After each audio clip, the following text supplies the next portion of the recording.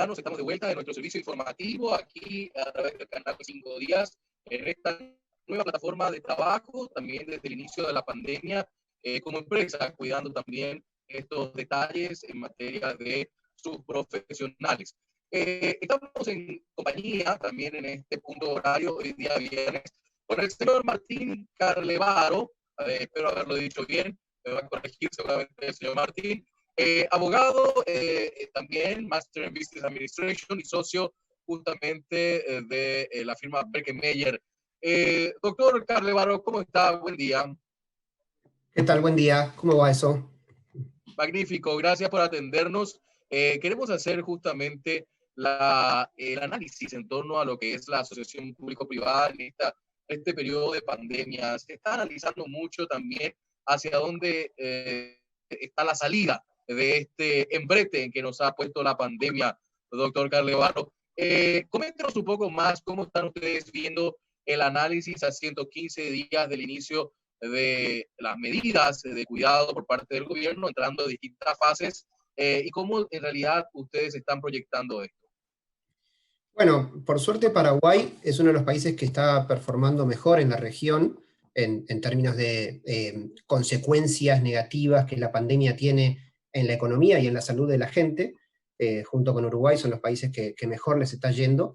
Así que esperamos que pronto, cuando este flagelo vaya disminuyendo sensiblemente, se pueda reactivar la economía, y que parte de esa reactivación, y parte muy importante, seguramente va a venir por el lado de la infraestructura, tanto en inversión pública como privada.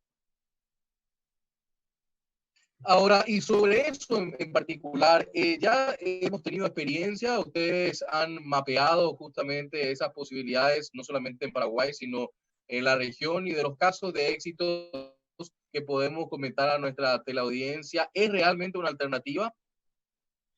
Sí, sin dudas. Es una alternativa importante tratar de planificar la infraestructura de manera eficiente, sabiendo que hay infraestructura pública que tiene que ser atendida por fondos públicos, por el Tesoro Nacional, a través del aumento de impuestos, a través de endeudamiento público, ya sea con multilaterales o bonos soberanos o cualquier otra modalidad que se le parezca. Y en aquellas cuestiones que se pueda, también poder trasladarle al privado este compromiso y esta responsabilidad de desarrollar infraestructura pública en manos de privados o concesionada y financiada por privados. De esta manera, y con este combo, se puede lograr un reimpulso importante para la economía del Paraguay. Así que es importante que se piense estratégicamente y de largo plazo la infraestructura del Paraguay, de manera de que no hayan problemas a la hora de los cambios de gobierno, los vaivenes políticos, ¿no? Hola. Ahora, y sobre eso, muy interesante en esta conversación, en este diálogo, doctor Martín Carlevaro, se habla también muy mal de la administración pública. No son asociación, es muy pesada la burocracia. ¿Por qué apostar en una alianza público-privada? Bueno, las alianzas público-privadas no siempre son la panacea. Hay que buscar elegir los proyectos que sean lo más eficientemente posibles desarrollados por manos privadas, ¿no? Por manos privadas. Esto básicamente lo que se busca es que hacer un análisis de costo-beneficio, un análisis de comparador público-privado, para finalmente tomar la decisión a través de también un análisis de valor por dinero, cuantitativo y cualitativo, de si la alianza público-privada es la conveniente para el Estado paraguayo. Y esto básicamente lo que se busca es que la infraestructura tenga la mejor calidad posible, la mejor calidad deseada en el pliego de bases y condiciones, al menor precio posible.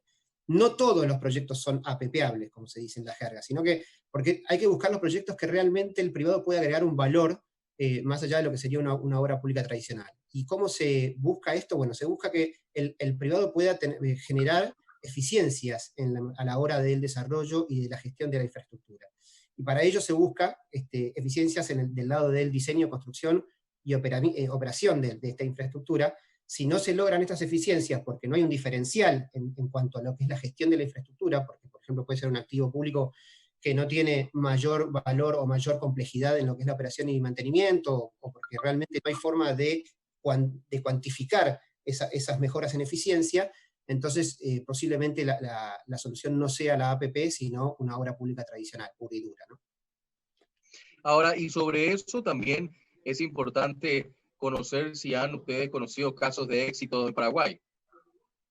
Bueno, sí, nosotros hemos trabajado fuertemente en la Ruta 2 y 7, que es una APP a 30 años, un valor de inversión de 550 millones de dólares, que se financió casualmente el año pasado, en octubre del año pasado, con lo cual se demostró con esto que el sistema está testeado, que funciona, con un apetito impresionante de parte de los financistas, a nivel del mercado internacional inclusive, porque hubo una emisión de un bono privado para proyecto, por el proyecto Paraguay, de unos 500 millones de dólares, estructurado por Goldman Sachs. O sea, eso demuestra que hay buen apetito de parte de los grandes actores internacionales, y la emisión se hizo muy exitosa, porque fue solamente unos 120 puntos básicos por sobre la curva del soberano, o sea, de la deuda pública de Paraguay, a niveles de un país grado de inversión, sin que todavía lo sea Paraguay, con un multiplicador por 4 respecto a la cantidad de personas que se interesaron por comprar estos títulos, o sea que hubo una sobresuscripción por 4, a un largo plazo. O sea, estas condiciones están demostrando que es un muy buen momento de Paraguay para conseguir financiamiento estructurado para proyectos de infraestructura pública, pero concesionada privada, ¿no? Igual que el Corredor Vial Bioceánico, otro proyecto que conocemos de primera mano.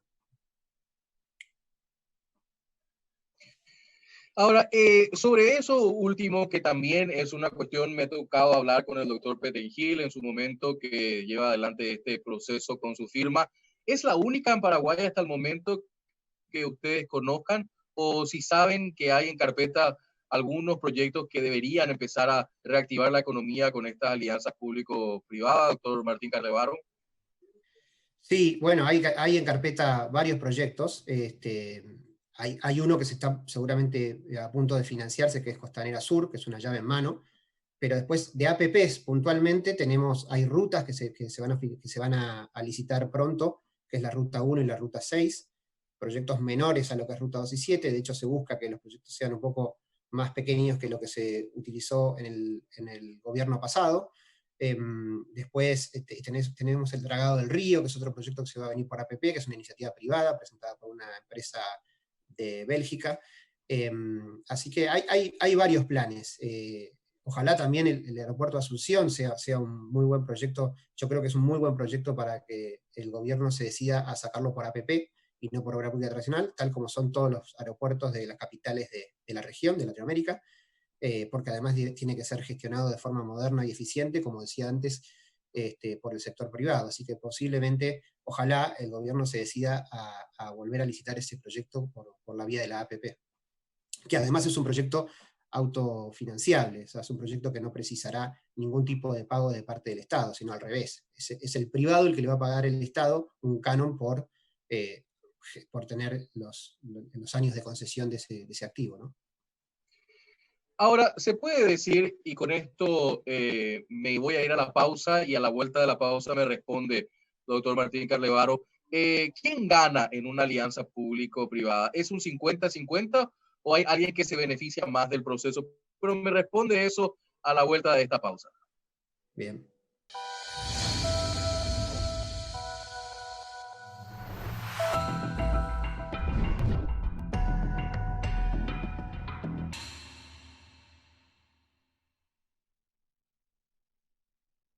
Dialogando en esta jornada ya de mediodía, hoy 3 de julio del 2020, con el doctor Martín Carlevaro, que está en la ciudad de Buenos Aires, nosotros aquí desde Asunción, hablando sobre el tema de las alianzas público-privadas. Y sobre eso, doctor Carlevaro, le preguntaba antes de ir a la pausa, ¿quién gana?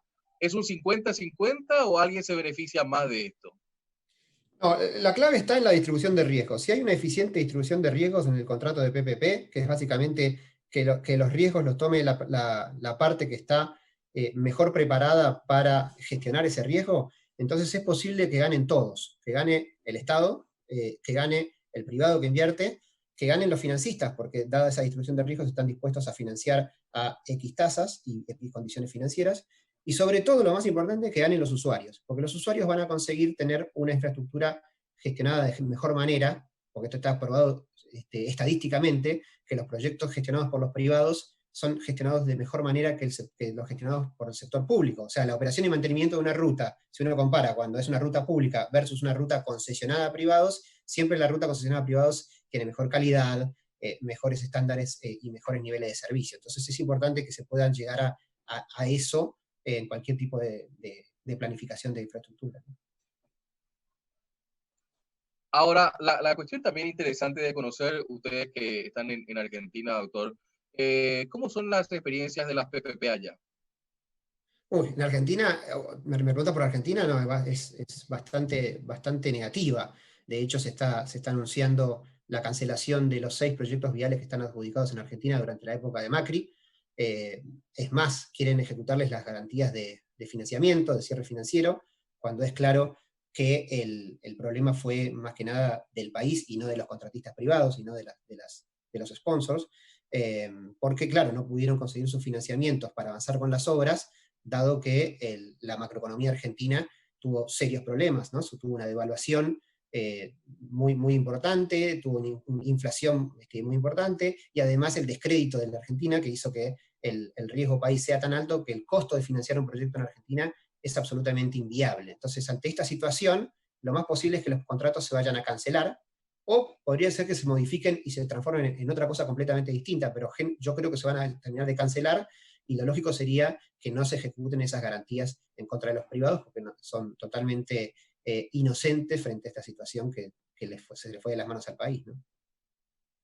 Correcto, correcto. Y esa es una realidad que se están enfrentando también ahora ante ese hecho. Y me imagino que muchas críticas hacia lo que son las PPPs, por lo menos en la Argentina y en Paraguay, todavía con una que estamos viendo cómo va también ese proceso, y ojalá que sea bastante positivo en el sentido que nos hace falta mucha infraestructura todavía aquí. Ahora, doctor, ¿cómo elige el sector público la modalidad de contratación de un proyecto para que la teleaudiencia pueda conocer el proceso?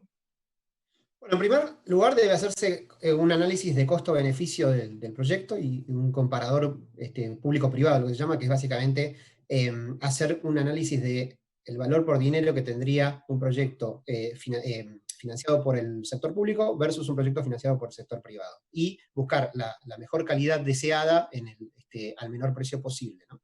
De alguna manera, esto es lo que se busca, lo que buscan los gobiernos cuando planifican la infraestructura. En general, si un proyecto es pasible de ser diseñado de tal manera que sea mejor darle a una sola empresa el diseño, construcción, financiamiento y operación y mantenimiento del activo, va a ser seleccionada la opción de la APP, la alianza público-privada. Si en cambio no hay un diferencial respecto a esta eficiencia que tiene empaquetar todo en una misma empresa, es posible que se haga vía obra pública tradicional, ¿no? Esa es un poco la idea que tienen los gobiernos. Igual es importante lo que decíamos antes, que se planifique de largo plazo la infraestructura, ¿no? Porque ante los cambios de gobierno, que son cada 5 años, es muy importante que se puedan llegar a generar equipos técnicos dentro de los gobiernos que se mantengan, o que mantengan aunque sea las políticas públicas, porque los proyectos tienen 20, 30, 40 años, o sea que tienen que sobrevivir a varios cambios de gobierno. Si no, se vuelve todo muy caótico, y si cada 5 años cambian los planes, es muy difícil, ¿no?, de planificar todo. Claro, y ahí también empieza un montón de situaciones que desnuda a veces inoperancia por parte del gobierno y las administraciones y los proyectos a largo plazo, me parece, doctor Martín Carlevaro. Ahora, hay una cuestión también que me parece importante poder aclarar, porque como no se conoce muy bien y hay muchos mitos de por medio, es cierto que las PPP o las APP, en el caso nuestro, suelen costar más caras que una obra tradicional. En principio, mi respuesta sería que no es cierto. En realidad, hay que igual analizarlo caso por caso, ¿no? Hay que hacer todos estos estudios que nosotros decíamos antes, de comparador público-privado, de costo-beneficio, valor por dinero, y ver si puede suceder que un proyecto pueda ser apepeable, ¿no? Si erróneamente se desecha un proyecto que sí podía haber sido apepeable porque había ganancias de eficiencia de parte de los privados, y es reemplazado por una obra pública tradicional, eso puede generar deficiencias después a la hora del mantenimiento de la infraestructura, en la gestión de la infraestructura. Entonces, creo que, si querés te pongo una analogía intuitiva que yo utilizo siempre en este tipo de cuestiones, porque además también hay que ver si uno elige la obra pública tradicional y no tiene fondos el Tesoro para acometer esa infraestructura, podría llegar a tener que esperar años hasta que poder hacer la obra, y entonces esos años que espera el Estado para tener su infraestructura, hay que valorizarlos, cuantitativa y cualitativamente. Y recién cuando está valorizado, ese monto hay que agregarlo a la opción de obra pública tradicional. Y ahí puede ser que la obra pública tradicional ya sea más cara que ir por la vía del APP. Te pongo una analogía intuitiva que siempre utilizo en este tipo de casos o en este tipo de preguntas. Imagínate un joven de 20 años, que sería el Estado, se quiere independizar de sus padres y busca comprarse una casa para irse a vivir solo. Si tiene fondos propios o un regalo de sus padres, digamos, puede mandar a construir o comprar la casa y se muda rápidamente. Eso sería el caso de una obra pública tradicional. Si nuestro joven de 20 años no tiene los fondos para los fondos propios, debe sacar un préstamo hipotecario, digamos, ¿no? O es una de las opciones.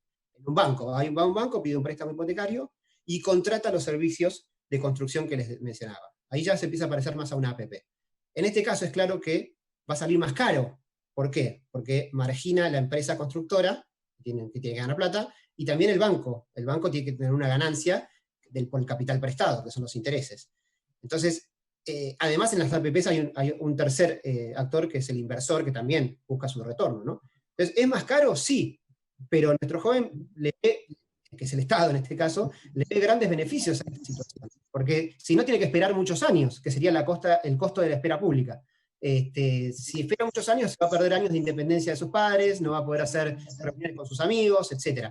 Entonces, ahí es donde el Estado tiene que decidir qué le conviene. Si esperar, si invertir, y si el financiamiento lo pone en terceros o lo hace el mismo, pero si lo hace el mismo, seguramente con deficiencias y con esperas. Y hay un último punto que también quiero remarcar, que es la transferencia de riesgos. En la obra pública tradicional, todos los riesgos los retiene el Estado, casi todos los riesgos los retiene el Estado, y los riesgos tienen un valor.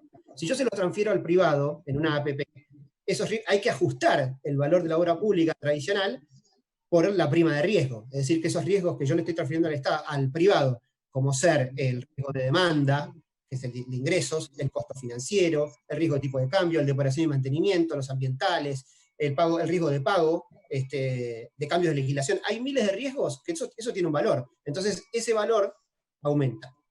Pero hay que comparar peras con peras, o manzana con manzana. Si no, estamos comparando, si se hace un análisis preliminar, digamos, o superficial, se puede llegar a la conclusión errónea de que la obra pública tradicional es la vía, en algunos casos. Interesante, realmente creo que el ejemplo también sirve mucho para entender esto. Tenemos unos minutos más todavía, doctor. Quiero aprovechar para preguntarle sobre esto que nos falta mucho aprender, y también un sector del empresariado debería tomar los riesgos para poder generar esta situación desde el conocimiento, ¿no? Hay una pregunta que me pasa el equipo periodístico que está viendo esta entrevista. Me dice, ¿es cierto que las APP no aumentan la deuda pública conforme a los anuncios del gobierno en estos días? Sí, la respuesta es sí. Yo lo veo todos los días en los diarios de Paraguay, que ahora están hablando muchísimo de la APP, dado el aumento del déficit fiscal de Paraguay, ¿no? La respuesta es sí, sí. Las PPPs no aumentan el déficit fiscal, no aumentan la deuda pública, pero hay que aclarar ciertos aspectos, ¿no? Porque tiene relación con normas que también son del FMI o de organismos públicos sobre transferencia de riesgos al sector privado. O sea, si se transfiere el riesgo de construcción y de disponibilidad de la infraestructura verdaderamente al privado, de modo que se trate de un servicio de infraestructura con cumplimiento de niveles de servicio, de indicadores de calidad de la infraestructura y de la operación y mantenimiento, y no se generan pagos fijos, incondicionales y irrevocables, ahí sí estamos hablando de una APP tradicional pura y dura que no tiene por qué ser registrada como deuda pública. Eso, por ejemplo, de proyectos autofinanciables, como una ruta donde el repago se hace todo por peajes de los usuarios, ahí claramente no se aumenta la deuda pública, porque no tiene que el Tesoro tener que hacer ningún tipo de esfuerzo, ni aumentar impuestos, ni tomar deuda pública nueva, digamos, ¿no? Es un ejemplo perfecto. Ahora, hay proyectos cuya inversión se remunera con pagos por disponibilidad de parte del Estado, o mixtos, ¿no? Peajes más disponibilidad. Esos pagos habrá que ver si son firmes o contingentes, porque puede ser que el pago por disponibilidad, que remunera el CAPEX y el OPEX, que es la inversión inicial y también la operación y mantenimiento, puede estar sujeto a deducciones y penalidades por defectos. Entonces, en ese caso, si las deducciones son absolutas y puede llegar a hacer que el pago sea cero, castigando el CAPEX y castigando el OPEX, ahí estamos ante pagos contingentes y no corresponde registrarlos como deuda pública en las cuentas públicas. No aumentan el déficit fiscal ese tipo de pagos. son gastos corrientes, como cualquier otro gasto corriente que tenga el Estado, como por ejemplo la contratación de una empresa de limpieza de un edificio, de un ministerio, que si se presta el servicio lo paga, si no se presta no lo paga. O sea, un servicio de infraestructura. Pero vemos que a veces los países, para atraer inversores, al principio del sistema de APP, se comprometen a pagos fijos, incondicionales e irrevocables, independientemente de lo que suceda en el contrato, independientemente de lo que suceda después en la etapa de operación y mantenimiento del contrato. Ahí estamos en una situación que sí debe ser registrada en las cuentas públicas, pero no como deuda pública cuando se trata de APPs donde el activo está siendo gestionado por el privado y no por el sector público, sino como un compromiso firme, una obligación firme de pago. Entonces eso no te afecta los ratios de deuda contra PBI, por ejemplo, o demás ratios financieros que consideran los organismos internacionales cuando evalúan a los países, ¿sí? Sin perjuicio de ello, las agencias de rating van a tener que analizar y van a ver todas las líneas del balance público. Van a ver la deuda pública y van a ver también la línea de obligaciones incondicionales e irrevocables, que son las obligaciones firmes de pago, ¿sí? O sea, en principio uno tiene que registrar este tipo de pagos, porque son fijos, pero no como deuda pública en los casos de las APPs. A veces los estados tienen leyes especiales, específicas, como por ejemplo las leyes de administración financiera, que establecen ciertos parámetros para ver cuándo se consideran los pagos del Estado comprometidos plurianualmente como deuda pública y cuándo se consideran esos pagos como deuda pública externa, ¿no? Pero bueno, en definitiva, los principios generales de los organismos multilaterales son estos que te comento, y que en lo que son APPs, el principio y la regla general es que no deben ser registrados como deuda pública. Doctor, me quedan unos pocos minutos con la intención de saber también hacia dónde está la luz al final de este largo túnel que nos toca vivir, de reactivación económica, que todavía hay mucha incertidumbre sobre eso. Pero una cuestión que me mencionaba, que está a su conocimiento, algunos proyectos que se encuentran ya en estudios dentro del MOPC, ¿cómo se repagará la inversión del privado? Yo creo que el gobierno está pensando en estos primeros proyectos que van a salir de APP, que también van a ser rutas, la ruta 1 y la ruta 6, a fin de atraer inversores de capital y también los que traen la deuda, digamos, los grandes acreedores. Es posible que la distribución de riesgo sea parecida a la que vimos en ruta 2 y 7. Esto es, un componente menor de pago de peajes y un componente importante de pagos diferidos de la inversión inicial, del CAPEX, con este sistema que comentábamos de pagos fijos, incondicionales y irrevocables, autónomos del contrato de PPP, de manera de darle seguridad a los financistas de que esos títulos o esos tramos van a estar pagados. Y además también pagos por disponibilidad de la operación y mantenimiento, y esos sí sujetos claramente, ya no son fijos, esos van a estar sujetos al cumplimiento de indicadores de calidad y niveles de servicio, con lo cual pueden llegar a tener deducciones o multas, porque van a estar totalmente relacionados a la prestación del servicio de infraestructura. Eso me parece que va a ser la mecánica de estos proyectos. Ahora, por último, en 30 segundos, sé que el tiempo es corto, pero le pregunto, ¿dónde está la luz al final de este largo túnel? Bueno, hay que planificar bien, hay que, por supuesto, cuidar el déficit fiscal durante 3 o 4 años de Paraguay hasta recuperar el nivel que tiene de 1,5% del PBI, de acuerdo a la ley de responsabilidad fiscal. Entonces hay que tratar de buscar el combo más eficiente para las arcas públicas en cuanto a la inversión en infraestructura. Esto es, posiblemente se va a tener que priorizar en algunos casos la alianza público-privada porque no aumenta el déficit fiscal ni la deuda pública en los términos que hablábamos antes. Doctor Martín Carlevaro, muchísimas gracias por su tiempo. Gracias, hasta luego. Hasta luego. Nosotros cerramos así nuestro servicio informativo, agradeciéndole su acompañamiento, como siempre, aquí. Les invitamos a que sigan con nosotros. Ya se llegan los compañeros Nadia Servián y David Chamorro para el turno tarde, hoy día viernes. Como siempre, los deseo para este fin de semana de buenos días y buena suerte.